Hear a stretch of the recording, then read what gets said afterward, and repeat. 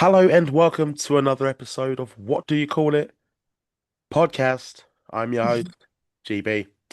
Today's guest is a comedian making waves in the stand-up scene. Please welcome Ellie Wood. Ellie, how you doing, Sam? You all good? Hello, hello, hello, Jules. Thanks for having me. No problem at all. So I did bump into you on Friday. Got to meet you. Unfortunately, I Yes, did miss your set, so I'm going to quickly mention the Dirty Dog Comedy Club because it's run by Terry Gargan, who is actually a friend of mine and a friend of the show. So unfortunately, I missed it, but I'd like to know, Ellie, how did it go? it was a night to remember. Yeah, We had a lot of fun. So by the time you got there, it just all got a little bit chaotic and out of hand, and everyone was just I couldn't tell who was performing and who wasn't because everyone was just shouting out, and it was brilliant. It just went mad, but it was a lot of fun. We all kind of bonded as comedians. I yeah. was the only girl, which was quite funny. So yeah, no, it was brilliant, and I'll definitely be going back there soon. Terry's a lot of fun, so's Bilal as well. So yeah, it was a good night. No, it was pretty good. I went with my friend Paul. Shout out to Paul Yeah, Smith. He's I don't think he's Kendall, Kendall. That was his nickname. Completely forgot about Kendall, that. yeah, He had the time of his life. I don't think he's ever been to like a real comedy club before. And yeah, I've been telling about Dirty Dogs before, and then he honestly, not intentionally, but he did take over the show. But it wasn't he about being did. horrible or anything. But he's having the time of his life. He was the star of the show. I didn't know if he was like about to get up and perform, but he was just calling the shots. He was brilliant. He loved it. Was He that his kept, first comedy show? kept trying to get me go on stage. I was like, no, I'm not doing it. I'm not doing it. Yeah, I've only done it like once or twice, but I wasn't great. really. There At wasn't Dirty too many Dog. people there. Yeah, it was at the end. Terry was like, just go on Yeah, there, mate. It's like, screw it. Went on there for like 2 minutes. Just told some like casual jokes. I'm not going to yeah, ignore them. Don't worry, nothing offensive or anything, but just your generic jokes that be told like, in the office. And I thought they're hilarious. Like, yeah. what was Stevie Wonder's first hit? The Door. Stuff like that. Brilliant.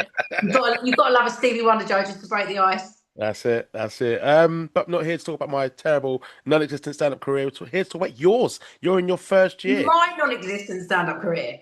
No, you are making waves, honestly. Like, what got to ask you first, though, before you Yeah. have become the stand-up comedian that you are now, how did you get into stand-up comedy?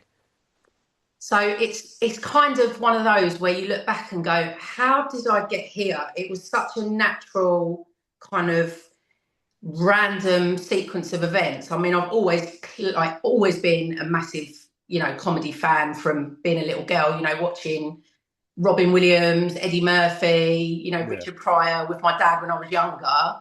And then sort of when I was a teenager, Lee Evans, Eddie Izzard. I'm sorry, I just don't find Lee Evans funny. I can't- No, do you know what? A lot of he's love or hate, but when you're a sort of 13-year-old girl, Yeah, he was brilliant. But yeah, he's very kind of hit or miss. But back then he was huge. And yeah, we used to obviously, Mickey Flanagan, we used to love, and then sort of as we've got older, all of the kind of Ricky Gervais and all those kinds of stand-up comedians, but always been into comedy, love kind of French and Saunders growing up, Victoria Wood, all the female comedians as well, Smack the Pony. I don't know if you remember that show. Do you remember it it was nah. like the female cast. And it was like a sketch show, Harry Enfield and Charm. So just a massive comedy fan. But when I was sort of younger, I did like acting. I was a sort of did a bit of acting on TV. So I did like The Bill and Crime Watch and Did you? all those classics, yeah. So I've always sort of performed. I've always been on stage, but then you grow up, don't you? And then you get Yeah. a proper Hold job. on. Sorry to interrupt. Like, I didn't, I wasn't aware of this. You got to tell me Yeah, about the Bill and Crime Watch, please do. yeah. Well, okay. So I was always on stage as a child, and then I went to kind of a theatre school on a Saturday. Yeah. Singing, dancing, messing about. And yeah, they sent us all on an audition. And I ended up getting the first part that I ever went for. It was a like children's TV show called Captain Crimson. So I was on that. I don't know if you remember Felix Dexter. Do you remember him? Nah, He not ringing a was, bell. yeah, he did a show called The Real McCoy. So he was actually a comedian, but he played this like superhero. And I was just obsessed with him. Like he was just amazing. And I was only 11, so they took me out of school and I did this show. And then that was it. I was like, this is me. This is just what I want to do. Yeah. And then I did The Bill. Then I did a show called Wire in the Blood. I don't know if you remember that, Robson Green. It was like an Rings a old, bell. yeah. So I did that, and then Crime Watch, and then I got older. You know, I went to work, and I just didn't really carry it on. I kind of went and got like a proper job, but I recently turned 40 about a year ago. And I think when I turned 40, I was just kind of like, something is missing. You know, I'm married, I've got kids, I've got, you know, my 9 to 5. But there was something that was just like eating away at me, like picking at me, going, you've got to do Yeah. something. I'm a storyteller, right? So I don't stand up and tell jokes. I tell stories in a kind of funny way. It doesn't matter how bad the story is. I'll kind of make, you know, I'll find the funny side.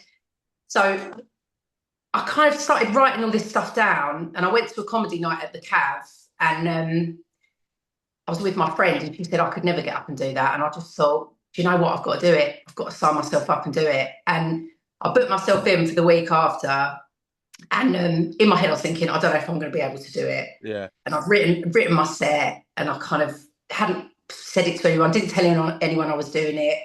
Anyway, went up and did it, and I ended up getting the little trophy. Like, and it was just like I just Oh, kind no. of loved it. Like, it was just I loved the experience, and I thought I'd be a lot more nervous, but I just found it Mm. so much fun. What came natural to you? A little bit, yeah, because I just was just talking nonsense and just being myself. I wasn't really sort of trying to be clever or trying to perform in any sort of way. I was just chatting shit basically, and yeah, and it just kind of it gave me that feeling that I used to get, you know, when I was younger and I was on stage, or when I was on, you know, filming whatever. Yeah. And it's kind of, I don't know, it's just kind of like given me brought my passion back, you know. So, and I'm just meeting like so many people.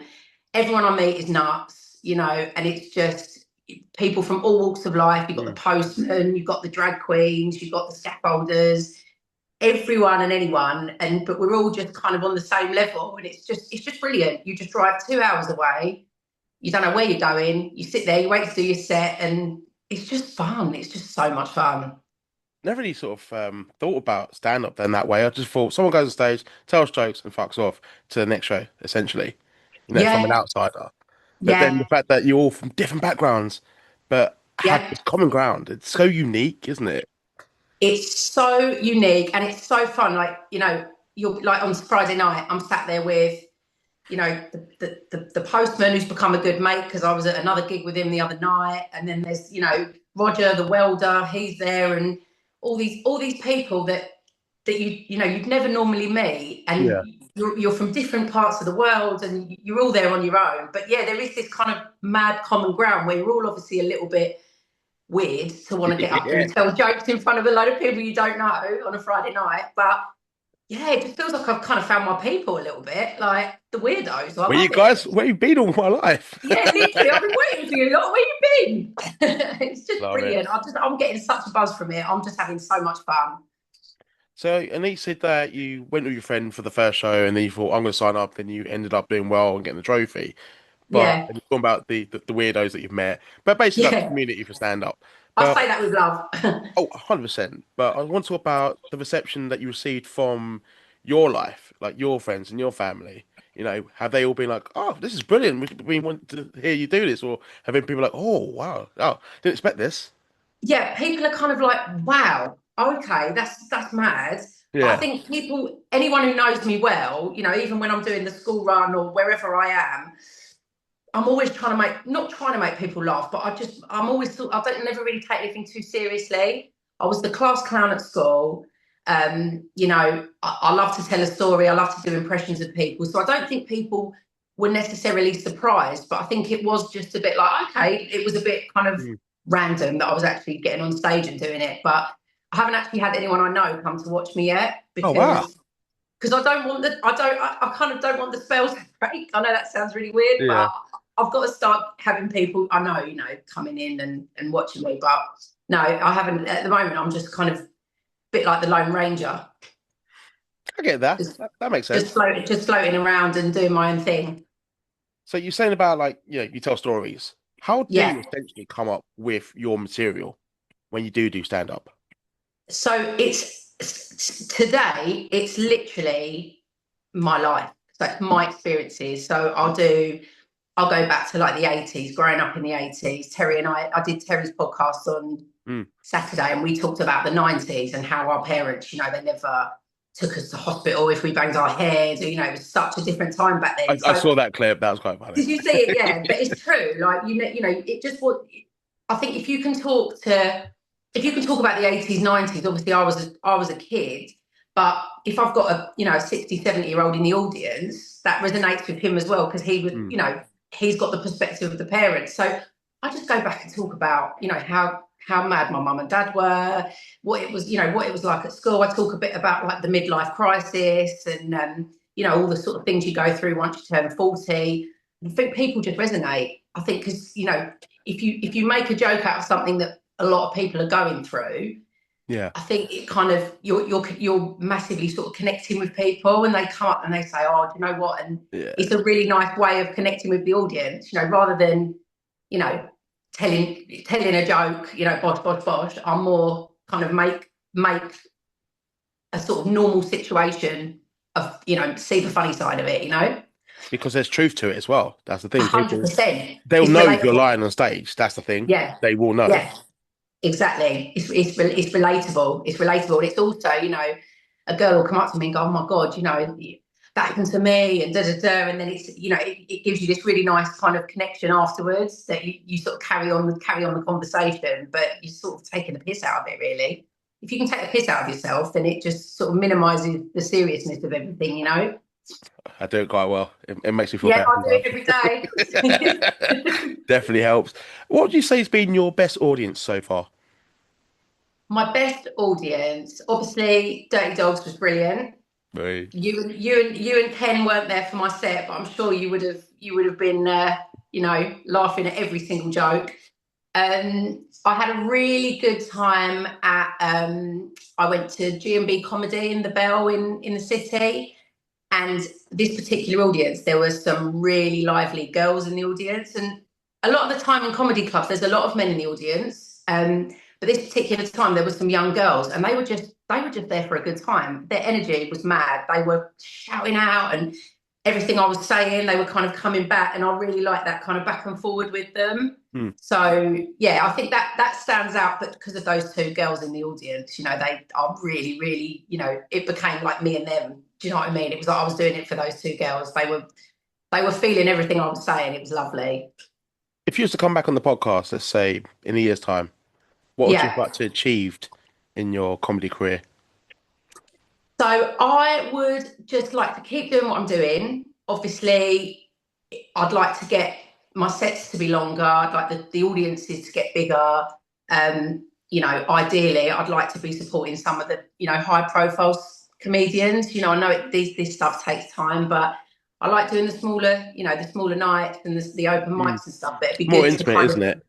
yeah, exactly. It would be good to do maybe like a bigger crowd and just kind of get maybe just more of a persona on stage and just be able to kind of take it further afield, really. Wicked. Have you had any jokes that haven't exactly gone over with the crowd very well? I don't mean like offensive, but like just bombed on stage. Because I feel like every Oh, comedian has that story. yeah. So it's really weird because I've got jokes that I've said, and one night, for example, everyone has cried and laughed, and it's gone down really well, and I've been like, Yeah. that's amazing.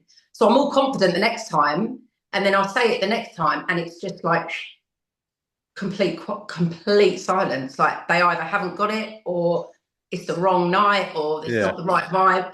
And then I'm just, and then it's just like, well, I really don't know like whether this joke's going to land next time or not. So yeah, you don't kind of get rid of it, but you sort of maybe reframe it the next time. What do you think makes a good stand-up comedian? I think you've got to be able to read the room. You've got to be able to work the crowd, and I think you've probably got to adapt on the night. So if you've got a certain set in your head and they're not getting it and they're not rolling with it, I think you've got to be able to be sharp and think on your feet. And obviously you've got to be a bit weird and a bit mad to do it all in the first place. You cannot be normal in comedy. No, no, no, no. Normal just doesn't wash. Don't be know any normal comedians anyway. That's the thing. No, I don't think so. I'm trying to think. I don't think there is one. No. I mean, I wouldn't call I'd Terry like to normal. see I you don't, do I'm not saying the stand bad up. way, by the way, Terry. Just so you know, I think you're awesome and you're a mate. But I just wouldn't He's think you're a normal amazing. person. But No, but he actually said we actually had this conversation on this podcast. He was like, "We're not normal, are we?" He said, "It's just not normal." I said, "Well, yeah, no," but that's why I'm sort of having so much fun because it's like you're meeting people that also are just kind of as sort of out there and off the cuff as you are. It's quite refreshing.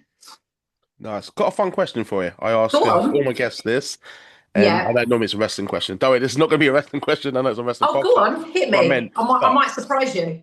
three dream dinner guests for your dream party. You're the host, past or present, dead or alive, fiction, non-fictional, doesn't matter. But I want three people. Give me Right, the first one. You'd be surprised at the answers I've had for this, by the way. Jennifer Saunders. Obsessed with Perfect. her. Jennifer Saunders. Um, who else would I have? Oh God, I'm terrible on the spot. Um, Bet you say Lee Evans. no, no, no, no, no, no, no, no. I'm over him. I'm sorry. I just don't like. Even like, there's something about Mary. I think he's just shit in it. Do you know what? I think it's because he sort of over egged it. You can tell that Yeah, he's very sort of grateful to get a part in a Hollywood film, and he kind of overdoes it in that yeah. in Like the that in American that role. I know what accent, you just a mean. bit questionable. But Yeah, he is. Yeah, he's a bit annoying. He's just completely retired from the scene now, isn't he? Just lives a really quiet life. I was reading it the other day. He doesn't do anything. can't say I'm sad. But yeah. No, you'll be all right with that. Yeah, I love Jim Carrey. Yes. Absolutely Favorite love him. Jim Carrey film. Another bonus question. Favorite Jim Carrey film. I'd really struggle to choose one, but I love The Yes Man. Of all the films, I don't mind it, but The fair Yes play, Man. fair I love play. it. Love the meaning behind it. I love. What else do I love? I love all of his films. What's your favourite Jim Carrey film? Oh, Joe, I never really get asked a question on my own podcast. No, but it's difficult, Uh, isn't it? Truman Show, maybe. I might have said Truman Show. Yeah, I like the Truman Show, although it does get a little bit dark, don't you think? I know, but I love it. Just a dark You like the comedy. darkness of it. I think it's kind of perfect for me personally. I remember seeing it at the cinema, and I just fell in love with it, and I've watched it so Yeah. many times. Maybe Did you Eternal like Eternal Sunshine. Sunshine of the Spotless Oh my Mind? goodness! But it's like, yeah, I loved it. Thought it was brilliant. It's one of those films I've kind of gone back and watched sometimes. I'm a bit down, and I really like it. You Like can Dumb and watch it again Dumber. and again. Yeah. I'm gonna go Truman Show. Guns to my head. Favorite Yeah. Jim Carrey film. Do you know what? Maybe I'm saying Yes Man because I've watched it recently, and I think where I was, the place I was in my life, like you say, you go back and watch a film, and it Yeah, kind of hit a bit different. The mood I was in at the time, I watched it, and I was like, do you know what? And I just loved the kind of meaning of the film about kind of opening up doors and where I was at the time, a bit of a crossroads in my life. I think it really resonated. But I probably wouldn't have said that a year ago. I might have said like Liar Liar or something. I love him in that film. stop breaking the law, asshole. You can't tell the truth. I just love. But have you seen him now though? He's gone all like majorly spiritual. Yeah, so I watched what's the film? It's Man on the Moon, and it's a Yeah, documentary about the film. It's on Netflix, yeah, and it's him and Andy Kaufman, and he's yeah, just so spiritual. It's like, oh, I became Andy, I was him, but everyone else is like, you're just annoying the fuck out of me. But Jim Carrey's like, I am Andy Kaufman, like with this yeah, thick beard. yeah. I saw a red carpet interview with him, and they're like, "So how is it tonight? Like, what do you?" It's like the Oscars or something, and he's Yeah, just like, "I'm not here. I don't exist. You don't exist. Time doesn't exist." The woman's like, "Okay, none of this exists." He's like, "It doesn't matter. It's just ridiculous. It's pointless. I'm not Jim Carrey. I'm just a figment of your imagination." And she was just like, "Right." It's like okay. he's gone deep. Yeah, I hope so. Three does well. By the way, yeah, good. Yeah, yeah, yeah, yeah, yeah, yeah, exactly. He's gone mega deep. But no, I love him. I think he's great. Who would be number three? So Can I Jennifer ask yours Saunders, while I Jim think of my Carrey. third? Jim Carrey, Jennifer Saunders, because she's just my idol. Full stop. Um, while I'm thinking of my third, can I ask who yours are? Oh, that's a tough question. It's tough, isn't it? Okay, Go so on. oh my God, I've never been asked this. Wow, first time. Oh Um, no, right. Number one, I'm gonna go with The Rock. I know it's a bit of a boring answer. Dwayne he Johnson. might come to mind as well. To be fair, Number two, Thierry Henry. Arsenal. Are you Arsenal? Yep. Whoop whoop. I can't Come wait for the on. game tomorrow. Can I be the third? Because I like the sound of that party. Yeah. I don't, uh, go on. Not really. I can't think of number three. Part of me wants to go for like sentimental, like say like my nan or something. Like Oh, who? that's cute. I didn't go for anyone sentimental. I'm hard as it. Yeah, I think based on past answers as well, I'm just like, yeah, like okay, I put the two legends, but then Yeah. just another conversation with her, you know. Yeah, of course. Well, obviously, then I'd go for my dad because I lost my dad 6 years ago, literally yesterday, 6 years ago yesterday. So I think you always like immediately think of like famous people, don't you? But then Yeah, obviously you did say famous, not famous. So yeah, I'd have my dad there as well. I don't know how I that'd love go it. down. My dad, Jim Carrey, and Jennifer Saunders, but we'd, What would you have for serving them, by the way, just to sort of wrap this perfect event up for you? what would I have? What would I feed them? Yeah, what would you feed them? Oh, what would I feed them? I'd probably do one of my homemade curries in a big bowl in the middle, and everyone could just help themselves. Nice fresh produce. That's so boring, isn't it? Not at all, because What it's would you What would homemade. you say? Probably go Nando's, like all Five Would Guys. you? You'd go easy. You'd go Deliveroo, get Nando's Yeah, in.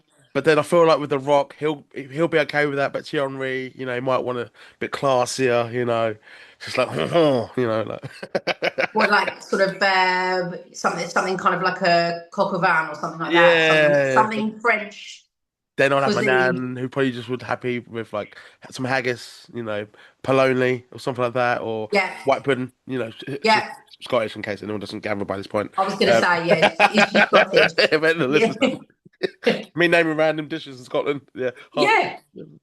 No Um, connection. but I like both our meals, both our selections. I think it's wicked. The dream dinner quest. That's why I like this question as well.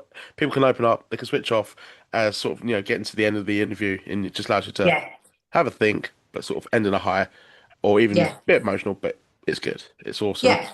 Nice Um, emotions. That's awesome. It is wicked. So Ellie, I'm sure I'm going to see you at Dirty Dogs Comedy Club again, and I'm looking forward to 100%. seeing the set. Hopefully, I don't walk in not too long Yes, after with my mate Kendall, Paul. If you're watching this, you. yes, I Paul. wonder if he Try, remembers. try and make it to the beginning of the show this time so you don't miss my set, Ken. Just don't miss the wine after. Gallivanting around Um, Southend. is there anything you want to say, anything you want to share, or any shows you'd like to promote? Because we're now at the end of this If, awesome if interview. you're watching, yeah, well, thank you. First of all, George, thank you so much for having me. And it was so lovely to meet you on Friday. And as I said, my favourite thing about this whole journey is just the people I'm meeting, just cool people. And you're a gooner, so I couldn't Whoop, ask for whoop. more than that in a new friend.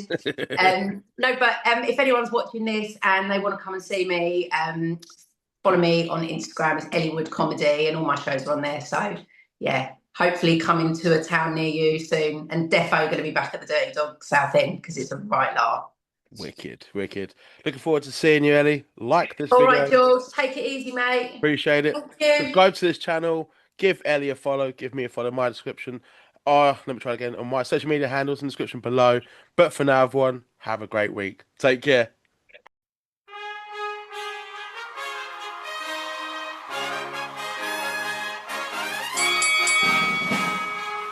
Ladies and gentlemen, boys and girls, children of all ages, it's time for What Do You Call It? Podcast.